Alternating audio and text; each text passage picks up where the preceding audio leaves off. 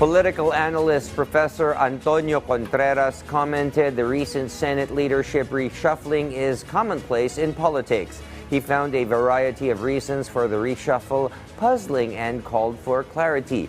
Contreras hopes a change would serve the nation's interest rather than just mere personal conflicts and political maneuvering, stressing the importance of prioritizing the national welfare over individual agendas. Nire-remind ko lang po ang mga senador, hindi po kami nakimarites, pero please, be transparent. Sabihin niyo ang dahilan. Kailangan namin malaman ng totoo. Hindi dahil sa tuloy, dahil parang sinasabi nila, ito ay nangyari lamang. Lalo ngayon sinasabi ni Senator Jingo Estrada, hindi naman nakialam ang isalabas ng puwersa. Wala, ito purely internally sa Senate.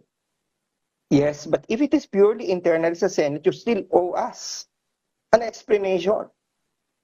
Because after all is said and done, you are public servants. Di ba?